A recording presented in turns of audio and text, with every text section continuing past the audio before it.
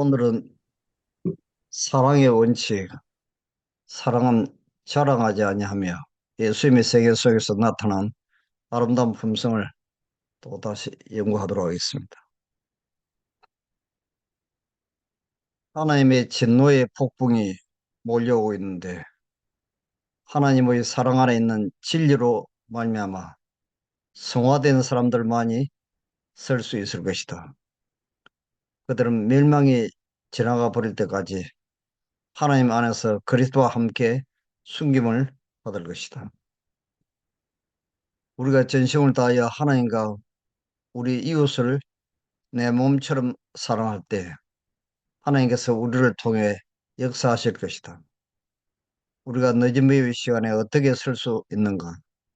오직 그의 사랑을 소유할 때이다. 하나님의 깊은 사랑만이 우리에게 박도한 시련 가운데서 영혼을 지탱해 줄 것이다.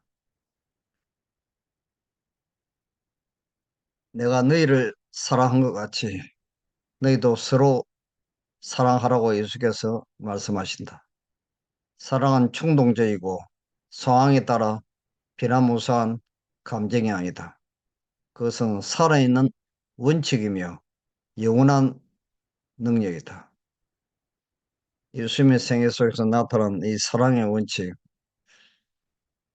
그리스도를 따르는 사람들은 세상의 빛이 되어야 한다. 그러나 하나님께서는 그들에게 빛을 비추기 위한 노력을 하라고 명령하지 않으신다. 그분께서는 그들의 심령이 하늘나라의 원칙들로 스며들게 되기를 원하신다. 자, 여기 이제 하늘나라의 원칙들, 이 사랑의 원칙들입니다. 그렇게 되면 그들은 세상과 접촉할 때 그들 속에 있는 빛을 드러내게 될 것이다. 이 하늘의 원칙들은 고린도전서 13장입니다. 주께서는 나에게 당신의 백성들의 주의를 고린도전서 13장으로 돌이키도록 요구하신다. 이 장을 날마다 읽어라. 그들의 심령 속에 그것이 가르치고 있는 그 교훈을 명심하게 하라. 그리스도와 같은 사랑은 하늘나라에서 태어난 것임을 배우라. 그것 없이는 다른 모든 자격들이 무가치한 것임을 알라. 그러니까 우리가 예수님의 품성, 하나님의 품성은 이 사랑은 감정이 아니고 이 원칙인 것을 계속해서 좀 강조하고 있습니다. 고린도전서 13장에 나오는 이 사랑의 원칙. 자, 그리스도에게 가장 가까이 설 사람은 이 땅에서 그리스도의 자기 희생적인 사랑, 이 자희생적인 사랑 속에 이제 자랑하지 아니하며 교만하지 아니하며 자기의 유익을 구치 아니하며 성내지 아니하며 악한 것을 생각지 아니하는 사랑. 마치 우리 주님을 움직였듯이 지제들로 하여금 인간을 구원하기 위하여 모든 것을 주고 생애하게 하고 수고하게 하고 죽기까지 희생하게 한 사랑의 정신을 가장 깊이 체득할 자들이 될 것이다. 이 예수 그리스도의 사랑은 자랑하지 아니하고 교만하지 아니하며 자기의 유익을 구치 아니하며 이러한 사랑의 원칙을 지금 설명하고 있습니다. 그래서 오늘은 사랑은 자랑하지 아니하며 이 자랑하는 마음은 루스벨에게서 시작이 되었습니다. 루스벨은 자기에게 부여된 높은 명예들을 하나님께서 주신 특별한 선물로 인정하지 않았으므로 창조주께 감사하는 마음이 전혀 일어나지 않았다. 그는 자기의 광명과 높은 지위를 자랑하였으며 하나님과 동등한 지위를 고자 갈망하였다. 그러나 하나님의 아들은 능력과 권위에 있어서 아버지와 하나이신 분으로 루스벨보다 높임을 받았다. 이 강한 전사는 왜 그리스도가 최상권을 가져야 하는가? 왜 그는 루스벨보다 더 영광을 받는가라고 자문하였다. 이 자랑하는 마음은 하나님께서 주신 지혜, 능력, 높은 지위 이런 것들은 하나님께서 주신 선물인데 이것을 자기 것으로 이제 착각할 때 이 자랑하는 마음이 이제 나타나게 되는 것이죠. 우리도 이런 죄를 범할 가능성이 많습니다.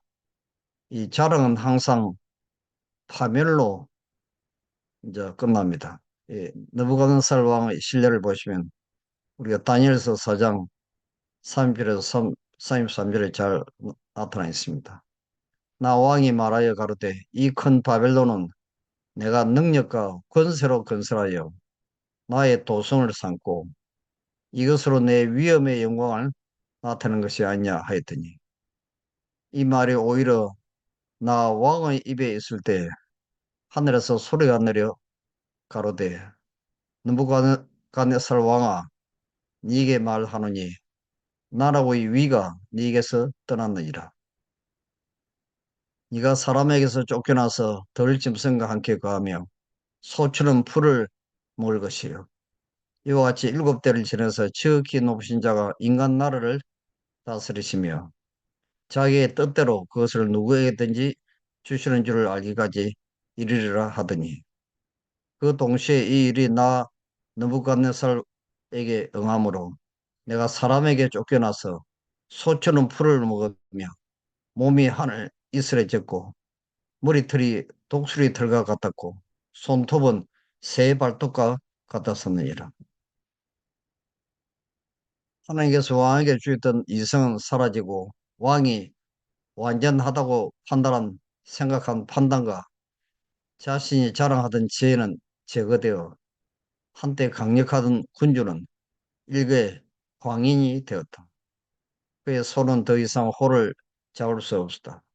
경고의 기회를 듣지 아니하였던 느부갓네살은 이제 거의 창조주께서 그에게 주었던 능력을 빼앗기고 사람들에게서 쫓겨나 소처럼 풀을 먹으며 몸이 하늘 이슬에 젖고 머리털이 독수리 털과 같았고 손톱은 새 발톱과 같이 되었다. 왕은 그의 번영을 보았다. 그리고 그것 때문에 그는 우쭐해졌다. 그는 교만한 마음으로 그의 왕국을 바라보고 이 큰 바벨론은 내가 능력과 권세로 건설하여 나의 도성을 삼고 이것으로 내 위엄의 영광을 나타낸 것이 아니냐라고 부르짖었다. 그 말이 떨어진 순간에 심판의 선고가 내렸다. 왕의 이성은 빼앗긴 바 되었다. 그가 그처럼 완전하다고 생각했던 판단력, 그가 소유하고 있는 것으로 자랑해 온 지혜는 떠나갔다.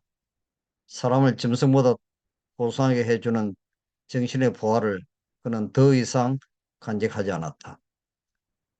이 장면을 보시면 우리가 받은 타고난 지혜, 지식, 명예, 높은 지위, 능력, 이 모든 것들은 하나님께서 우리에게 주신 선물로 다른 사람들의 행복과 영광을 위하여 하나님의 뜻대로 사용하라고 주신 선물인데 이걸 자기 것으로 이제 착각을 하다가 이런 재난을 당한 것이죠.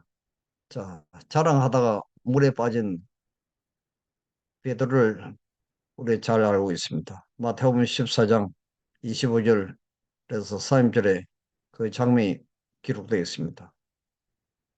밤 사경에 예수님께서 바다 위로 이제 걸어서 제자들에게 오시니까 처음에는 좀 놀라서 유령인 줄 알았는데 가까이 보니까 예수님이 물 위로 걸어오시는 것입니다. 그래서 총동생이 베드로가 주여 만일 주시었던 나를 명하사 물 위로 오라 하옵소서 한대. 그래서 오라 하시니 베드로가 배에서 내려 물 위로 걸어서 예수께로 가되 바람이 보고 무서워 빠져가는지라 소리지를 가로되 주여 나를 구원하소서 하니 그들이 이 귀한 사실을 확인할 수 있게 되자마자 베드로는 거의 정신을 잃다시피 기뻐하였다. 아직도 믿기 어렵다는 듯이 그런 소리를 지르기를, 주여 만일 주시어든 나를 명하사 물 위로 오라 하소서 하니 오라 하셨다. 베드로는 예수를 바라보면서 안심하고 걸어갔다. 그러나 자만하는 마음이 생겨 배 위에 있는 자기 동료들을 잠시 되돌아보고 그는 그의 눈을 예수에게서 돌이키게 되었다. 바람이 맹렬히 불어 닥쳤다. 예수님을 똑바로 쳐다보고 걸어갈 때는 바다에 빠지지 않았습니다. 그런데 자만하는 마음이 생겨서 잠시 배 속에 있는 자기 동료들을 뒤돌아보는 순간에 물에 빠져 이제 죽을 지으게 되었죠. 파도가 높이 솟아 베드로와 예수 사이로 직접 밀쳐왔다. 베드로는 겁이 났다. 잠깐 동안 그리스도가 베드로의 시야에서 보이지 않게 되자 그의 믿음은 무너졌다. 그는 빠지기 시작했다. 그러나 물결이 그를 삼키려 할 때 베드로는 그의 눈을 성남 물결에서 돌이켜 위를 쳐다보고 예수께 고정시키며 주여 나를 구원하소서라고 외쳤다.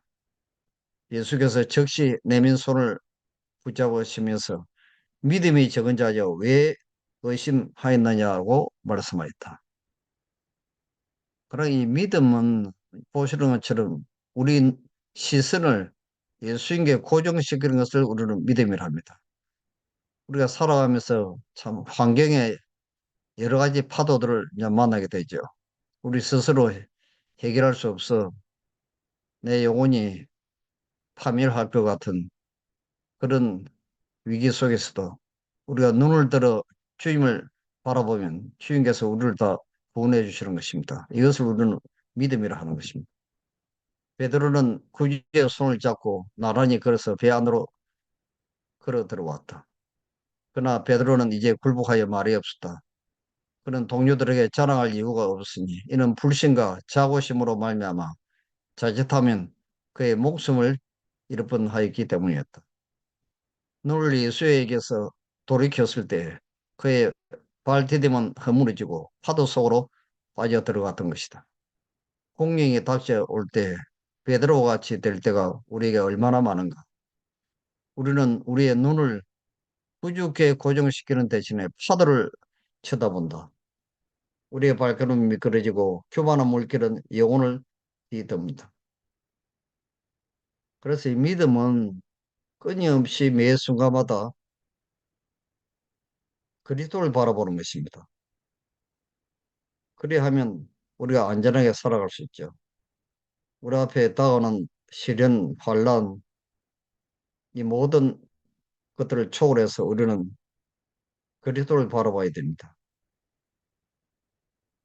그러니까 우리가 그리스도에게서 눈을 떼서 나 자신의 결점이나 단점, 또 다른 행제들의 또 결점이나 약점들을 바라볼 때 우리는 베드로처럼 우리 영혼이 물에 빠져 사망으로 이제 내려갈 수 있는 것입니다.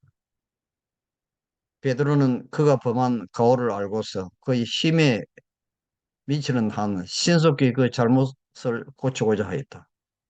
조그마를 시초부터 아시는 하나님께서는 그 연단받은 사도로 하여금 자신에게는 자랑할 것이 없음을 깨닫게 하시려고 베드로가 이와 같은 품성의 약점을 드러내는 것을 허락하셨다. 가장 훌륭한 사람이라고 할지라도 스스로 내버려 두면 판단에 의해서 가오를 범하게 된다. 그래서 우리에게는 이제 자랑할 것이 아무것도 없습니다.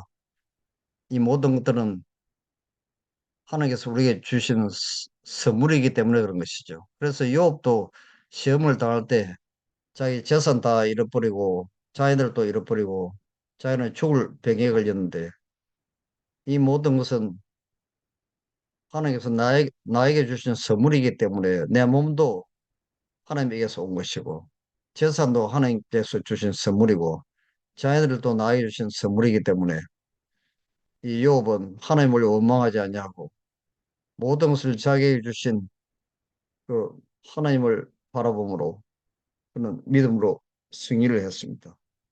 우리도 그런 삶을 살아야 되겠죠. 자, 여기 멸망당할 자들의 품성의 특징들을 21가지가 있습니다. 그 중에 이제 자랑하는 자요 하는 말씀이 기록되어 있습니다. 여기 보시면 또한 저희가 마음에 하나님 두기를 싫어하며 하나님께서 저희를 그 상실한 마음대로 내어버려 두사 합당치 못한 일을 하게 하였으니 이게 쭉 그 제목들을 보시면 모든 불의, 추악, 탐욕, 악의가 가득한 자요, 시기, 살인, 분쟁, 사기, 악독이 가득한 자요, 또 수군수군 하는 자요, 비방하는 자요, 하나님의 미워하시는 자요, 능욕하는 자요, 교만한 자요, 자랑하는 자요, 악을 도모하는 자요, 부모를 거역하는 자요, 우매한 자요, 배약하는 자요, 무정한 자요, 무자비한 자라. 저희가 이 같은 일을 행하는 자는 사형에 해당하다고 하나님의 정하심을 알고도 자기들만 행할 뿐 아니라 또한 그 일을 행하는 자를 옳다 하느니라. 이 21가지 이 몽독 가운데 내 자신이, 내 마음이 이런 것이 없는지 한번 자세히 살펴볼 필요가 있습니다. 이 자랑하는 자들은 절대로 품성이 변화되지 않습니다. 이 절기에 고통당하는 자들과 곤빛과 비탄의 장에 있는 자들이 왔다. 그곳에는 소경과 절름발이와 벙어리가 있었다. 어떤 이들은 들것에 실려왔다. 너무 가난하여 심지어 자신의 허기진 배를 채울 양식조차 사지 못하는 사람들이 많이 왔다. 이 사람들의 이 사람들은 제사장들의 말을 듣고 크게 괴로워하였다.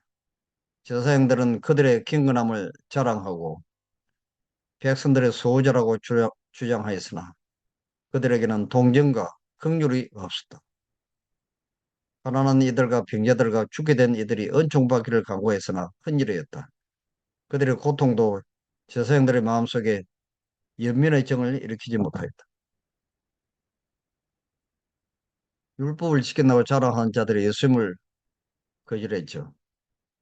예수께서 이방인들에게 주신 축복에 대하여 말씀하였을 때 그 말을 듣던 자들의 극렬한 민족적 자존심이 자극되어서 예수의 말씀은 떠드는 소리 속에 묻히고 말았다.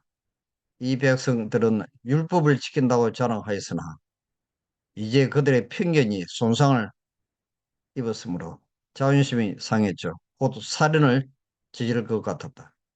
지편은 깨어지고 그들은 예수에게 손을 대어 회당에서부터 그를 밀어내어 성 밖으로 끌고 나왔다. 모두가 예수를 죽이려고 기쏘고 있는 것처럼 보였다. 그들은 낭떠러지의 벼랑으로 예수를 급히 끌고 가서 그를 거꾸로 떨어뜨리려고 하였다. 회당에서 예수의 곁에 있었던 하늘의 사자들이 그 미친 군중 속에서도 그와 함께 있었다. 그 천사들은 예수를 그 원수들에게서 가로막고 그를 안전한 장소로 인도하였다. 우리가 하나님의 뜻대로 사는 사람들은 우리 곁에 있는 천사들이 하늘에서 세워두신 놀라운 하나님의 계획표가 다 끝나는 마지막 순간까지 우리를 모든 환난과 위험 가운데 우리를 지켜주시고 피할 길을 내시는 그 하나님의 놀라운 손길을 볼 수 있습니다. 진리의 이론적인 지식은 사람을 변화시키지 못합니다. 그리스도의 시대에 사람의 마음의 가장 큰 기만은 진리에 동의만 하면 의가 성립이 된다는 생각이었다. 모든 사람의 경험으로 보아 진리에 대한 이론적인 지식은 영혼을 구원하기에는 부족하다는 것이 증명되었다. 그것은 의의 열매를 맺지 아니한다. 신학적 진리라고 불리는 것을 너무 중요시하므로 생애 가운데 나타난 참된 진리를 증오하는 일이 자주 있다. 가장 어두운 역사의 장들은 완고한 종교가들이 범한 죄악의 기록으로 채워져 있다. 바리새인들은 아브라함의 자손이라고 주장하고 하나님의 말씀을 맡은 것을 자랑하였으나 이런 유리한 지위가 저희를 이기심과 악의와 이득에 대한 탐심과 비일한 위선을 막아주지는 못하였다. 그들은 자신을 세상에서 가장 위대한 신앙이라고 생각했으나 그들의 말하는 바 소위 정통적인 신앙은 제1로 영광의 주를 십자가에 못 박게 했던 것이다. 그러니 우리가 아무리 많은 성경 지식, 참 감동적인 설교, 뭐 이런 것들과 우리 품성하고는 상관이 없을 수가 있습니다. 우리가 태어날 때부터 말 주변이 좋고 또 말을 잘하는 사람들이 많죠. 그런데 이것은 예수 그리스도의 품성하고 다른 걸 우리가 볼 수 있습니다. 예수님은 기만의 정체를 폭로하셨다. 그분은 바리새인들이 매우 가치 있게 여기는 의를 무가치한 것으로 선언하였다.